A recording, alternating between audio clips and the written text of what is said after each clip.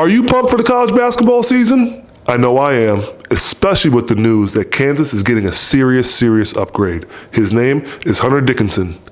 Get ready to learn why he could be the next big star to lead KU to a national championship.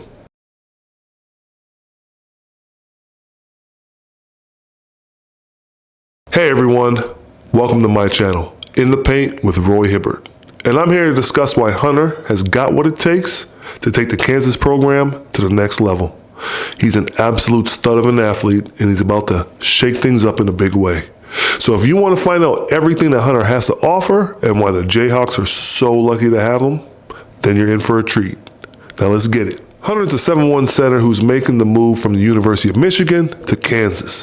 He averaged 18.5 points per game, 1.5 assists, and 9 rebounds per game last year. He's a walking double-double. Now let's talk about Hunter's skills on the court. When it comes to posting up, he is a master at taking his time making moves over that right shoulder for that lefty jump hook.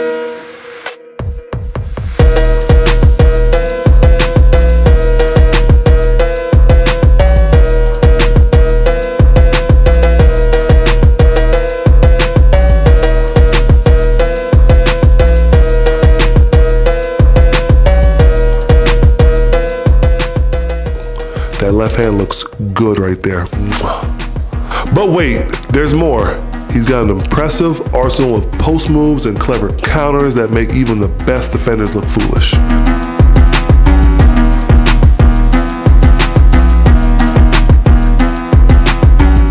And don't let his left-handedness fool you. His right-handed jump hook over that left shoulder is just as silky smooth.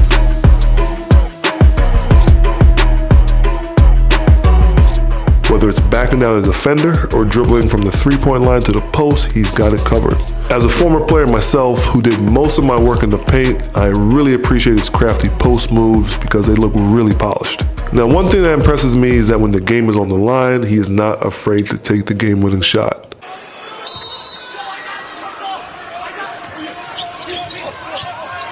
Williams up top, Dickinson, dangerous pass. Dickinson at the horn.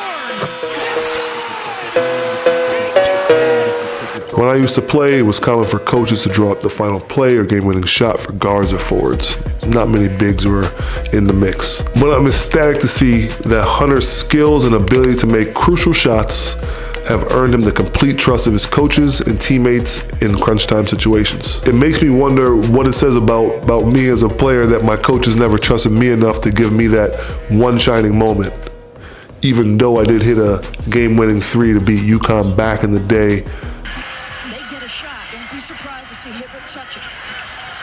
Game clock at 15, shot clock at 13. Now down to 9 on the shot clock. Hibbert way outside. DeJuan Summers. Shot clock down to 3. Here's Hibbert. Yes! A three-pointer!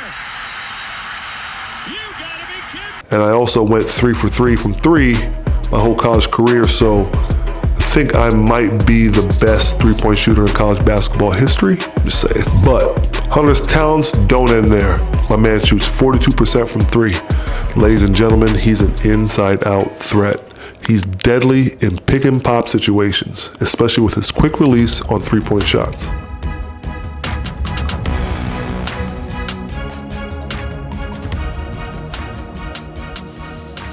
And when it comes to the ball screen action, you better be ready to make a choice. He can either pick and pop,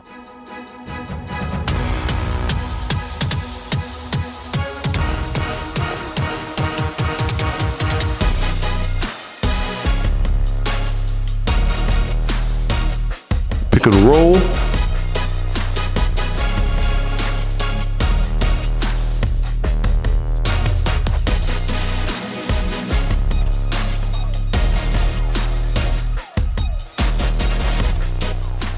or even slip the ball screen.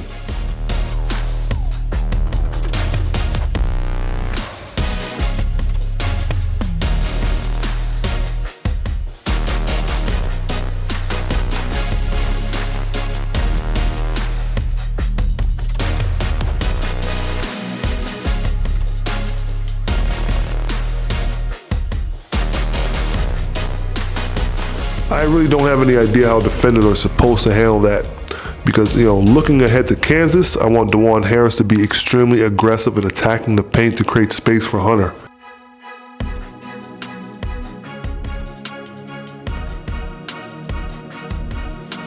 Because when he's open at the top of the key, he's lethal from beyond the arc. I'll be honest, figuring out how to stop him would have been a real challenge. You see, I mostly played in the drop coverage, hanging back in the paint to protect the basket from layups and dunks. My main job outside of that was to contest any guard or forward attempting a pull-up around the free throw line extended area. But imagine having to deal with an aggressive guard attacking the rim, only to then have to sprint out and close out to a big who shoots threes at a 42% clip and can even handle the ball. I mean, talking about a tough assignment. It brings me back to when Al Horford used to torch my ass from three off that Jeff Teague pick and roll action back when they used to play for the Atlanta Hawks. That's probably why he's still playing in the NBA for the Celtics. Jeff Teague has a great podcast. Please like and subscribe. I'm hearing nothing but great things about it. Or he can roll to the basket and finish with either hand. None of those fancy dunks, but rather some up and unders, Hakeem Dream shakes, and different shoulder finishes. It's all about versatility. Look, I'm not trying to be an old fart, but the way Hunter finishes in the paint is the way it should be drilled. I see players today on Instagram and YouTube doing workouts and it's all dunks. I see you can dunk. I see that you're athletic and can jump out the gym, but when there's one or two defenders playing actual defense, what are you gonna do?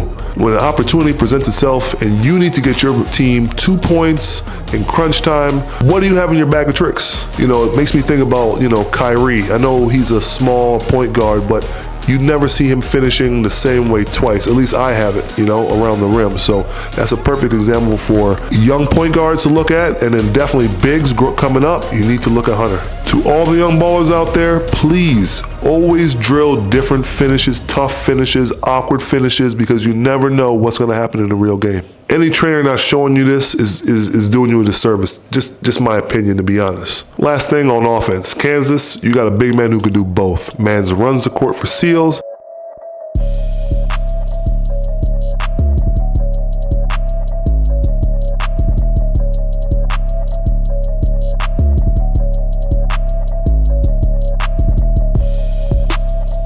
And also, if the opposing big man wants to camp out in the lane after getting back in transition, you already know he has that green light and that quick trigger for that three. Moving on to defense. Hunter is solid at defending the post. He knows how to absorb contact without giving up too much ground. And he's great at defending without fouling to the tune of 1.9 fouls per game. Fun fact, my rookie year in the NBA, I believe I averaged the most fouls per minute. There's some stats on that somewhere in the internet. I'm not trying to go back. We're here to talk about Hunter. But unlike me, that boy wants to stay on the court, score those buckets, grab those boards, and keep collecting those sweet, sweet, sweet NIL checks. I wish I had a little bit of money in my pocket when I was in college. It was rough back then. And let's talk about his shot blocking skills.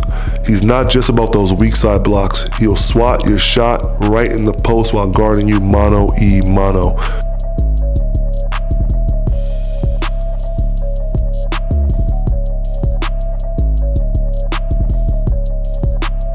It's very demoralizing, as a big man to get your shot blocked like that, because 9 times out of 10 you may get it blocked by a weak side defender, but when it's your own man, a little piece of your soul dies a little bit because he had your number right there. But the small things matter, and Hunter pays attention to them as well. Just look at how many times a player he's defending has to dribble to get his shot off. Count them. 1, 2, 3, 4, sometimes even 5 dribbles. You could tell he put some serious time in the weight room right there, and it's clear that he takes pride in his craft. If I were a coach, I'd prefer a player who embraced the challenge of a one-on-one defense rather than just relying on constant help. Skilled offenses and players at this level thrive on indecision, exploiting any opportunity they can find. And when help comes from the weak side, it results in a need for rotation on the backside. This creates a very small opening for a coach to introduce a wrinkle to that same play later on in the game, such as a back screen or a flare, just to catch the opponent off guard. They're hoping that it would lead to a 3 or a foul or maybe an easy bucket. Now, onto my only real gripe is that sometimes he gets a little bit lost when switching on the guards. Look, I've been there before. That's probably why I'm sitting right here and not playing still. But it's hard to stay in front of players who have a lower center of gravity than you. Like those guards and forwards, they're itching to get some get back for you making their big man look silly on the other end.